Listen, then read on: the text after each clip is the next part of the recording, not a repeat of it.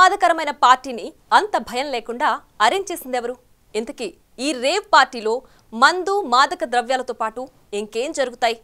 అసలు ఈ కల్చర్ ఎలా మొదలైంది? దీన్ని పూర్తిగా రూపుమార్పడం సాధ్యం కాదా?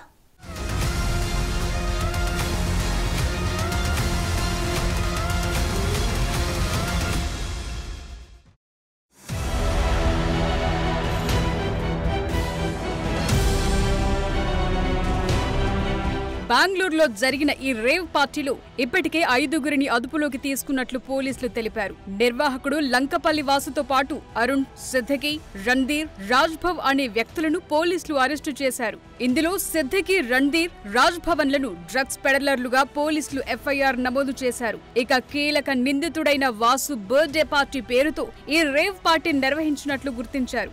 అయితే వాసుకి ఇది కొత్త పనేమీ కాదు. విజయవాడ బ్రహ్మంగారి మఠం వీధికి చెందిన వాసు పుట్టి పెరిగింది చాలా సాధారణ కుటుంబం. తల్లి దోసెలమ్ముతూ అతన్ని పెంచినట్లు సమాచారం. అయితే చిన్నతనం నుండి క్రికెట్ అంటే విపరీతమైన ఇష్టమున్న వాసు అదే క్రీడను ఆధారంగా చేసుకుని తప్పుడు మార్గంలో ప్రయాణించాడు.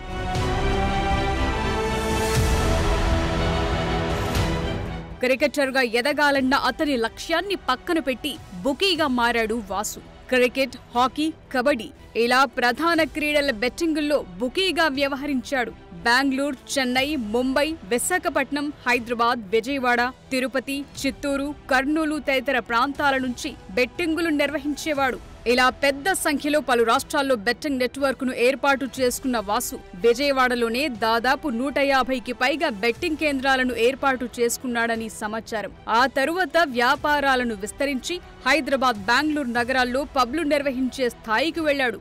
విజయవాడ, హైదరాబాద్, బెంగళూరు, చెన్నై తదితర ప్రాంతాల్లో భారీగా విల్లాలు, ఇళ్లు కొన్నాడు. విజయవాడలోని వైవీరావు ఎస్టేట్ వద్ద భారీగా డబ్బులు వెచ్చించి విల్లా నిర్మించాడు. ఓ కార్పొరేటర్ కు చెందిన భవనాన్ని కోటి వెచ్చించి కొనుగోలు చేసినట్లు తెలుస్తోంది. ఒక్క విజయవాడలోనే 2 విల్లాలు, పలు ప్రాంతాల్లో ఇళ్లు ఉన్నట్లు సమాచారం.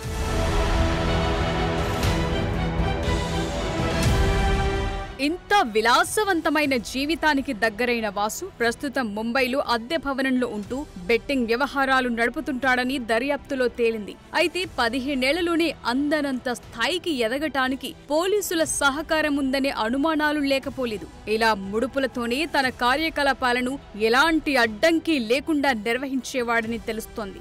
విజయవాడలో చాలా సార్లు పెద్ద ఎత్తున అతని అనుచరులు పోలీసులకు పట్టుబడినా తన పలుకుబడిని ఉపయోగించి మళ్లీ బయటకు తెచ్చేవాడు. హైదరాబాద్, విజయవాడ, బెంగళూరు వంటి ప్రాంతాల్లో తన తరపున వాదించేందుకు ప్రత్యేక న్యాయవాదులను కూడా ఏర్పాటు చేసుకున్నట్లు సమాచారం. ఇక ఇంత సామ్రాజ్యాన్ని స్థాపించుకున్న వాసు బెంగళూరు రేవ్ పార్టీలోనే మొదటిసారి పట్టుబడ్డాడు. అందుకే వాసు అరెస్ట్ అయి రిమాండ్లో ఉండడంతో న్యాయ సహాయం కోసం హైదరాబాద్, విజయవాడ, బెంగళూరుకు చెందిన సుమారు 8 మంది వరకు న్యాయవాదులు తరలి వెళ్లినట్టు తెలుస్తోంది.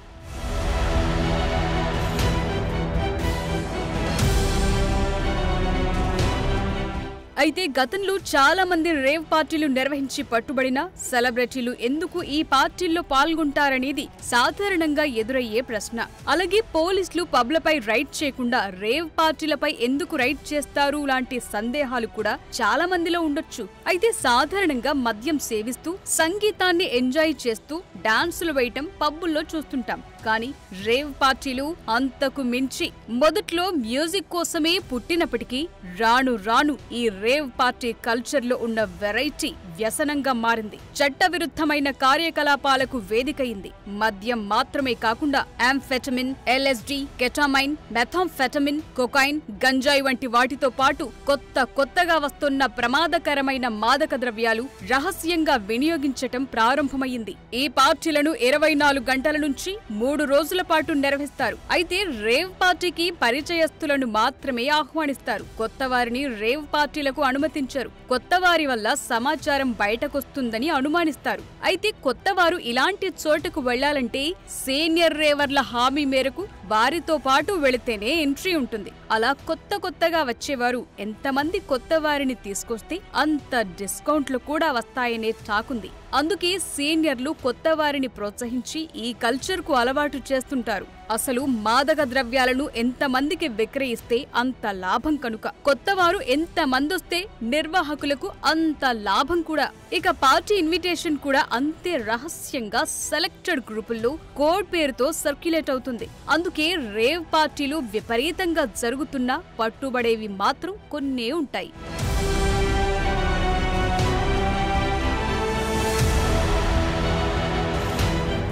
ఆ మధ్య షారుఖ్ ఖాన్ కొడుకు ఆర్యన్ ఖాన్ కూడా ఇలాంటి రేవ్ పార్టీలోనే పట్టుబడ్డాడు. అయితే అతడు నిర్దోషి అని తరువాత కోర్టు ప్రకటించింది.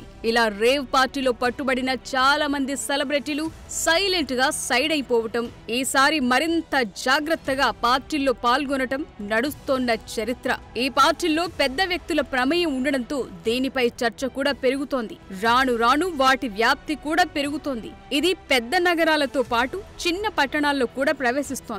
అయితే పరిష్కారం మాత్రం అంతుబట్టడం లేదు. సమాచారం వచ్చినప్పుడు దాడులు చేస్తున్న పోలీసులు పార్టీ నిర్వాహకుల్ని అరెస్టు చేస్తుంటే కోర్టులు బెయిలిచ్చి బయటపడేస్తున్నాయి. వందల సంఖ్యలో యువత ప్రమాదకరమైన డ్రగ్స్ వాడుతుంటే వారిని బాధితులుగా చేస్తున్నారు. మత్తుకు బానిసై ఆరోగ్యాన్ని, భవిష్యత్తును పాడు చేసుకుంటున్నారంటూ జాలి చూపించి ఓ లెక్చర్ ఇచ్చి పంపించేస్తున్నారు. మరి దీనికి పరిష్కారం ఏంటి?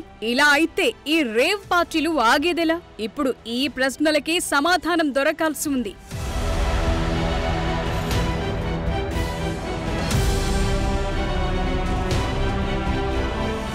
1950లో ఇంగ్లండ్లో మొదలైన ఈ కైండ్ ఆఫ్ పార్టీలు ఆ తరువాత ప్రపంచ వ్యాప్తంగా వ్యాపించాయి. ఈ పార్టీల ప్రారంభంలో మ్యూజిక్, డాన్సును మాత్రమే ఎంజాయ్ చేసేవారు. నేరుగా సంగీత కళాకారులు ఈ పార్టీలో ప్రదర్శనలు ఇచ్చేవారు. తరువాత పార్టీ కల్చర్ కొత్త రూపాల్లో పడగ విప్పింది. ఒక క్లోజ్డ్ ప్రదేశంలో పెద్ద హాల్లో చెవులు పగిలిపోయే మ్యూజిక్ పెట్టుకుని మద్యం సేవిస్తూ పార్టీ చేసుకునేవారు. తరువాతి కాలంలో వైల్డ్ బిహేవియర్ తో చేసుకునే పార్టీలను రేవ్ అని పిలవటం మొదలుపెట్టారు. అలా రేవ్ పార్టీ అని పదం మొదట లండన్ లో పుట్టింది. రేవ్ పార్టీలో పాల్గొనే వారిని రేవర్స్ అని పిలుస్తారు. ప్రముఖ జాజ్ సంగీత విద్వాంసుడు మిక్ ములిగాన్ను కింగ్ ఆఫ్ ది రేవర్స్ అంటారు.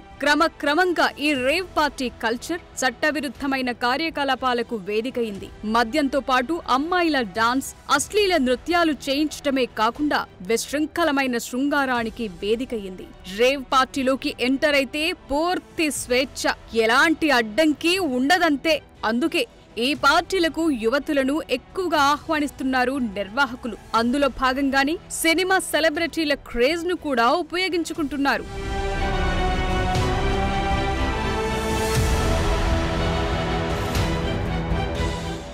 నాటికి పెరుగుతున్న ఈ కల్చర్ను అడ్డుకోవటానికి కేవలం పోలీస్ రైడ్లు సరిపోవన్నది ఇప్పటి వరకు జరిగిన సందర్భాలు చెబుతున్న మాట. అందుకే ముందుగా సెలబ్రిటీలు ఇలాంటి కార్యక్రమాలకు వెళ్లకుండా పూర్తిగా మానేయాలనే డిమాండ్ కూడా ఉంది. ఈ క్రమంలోనే తాజా బెంగళూరు ఘటనలో నటి హేమ పేరు పోలీసులు కావాలనే బయటపెట్టారనే టాకుంది. అంతేగాక తెలుగు నటుల మా అసోసియేషన్ నియమాల మేరకు ఇప్పుడు హేమను సస్పెండ్ చేస్తారనే టాక్ కూడా వినిపిస్తోంది. ఇదే జరిగితే ఒకరి బలితో చాలా మందికి బుద్ధి కూడా రావచ్చనే అభిప్రాయాలు వెలువడుతున్నాయి. ఏది ఏమైనప్పటికీ ఈ బెంగళూరు రేవ్ పార్టీ కొంత మంచి మార్పుకు కారణమవుతుందని కొందరు ఆశిస్తున్నారు. మరి రేపు ఎలా ఉంటుందో వేచి చూడాలి.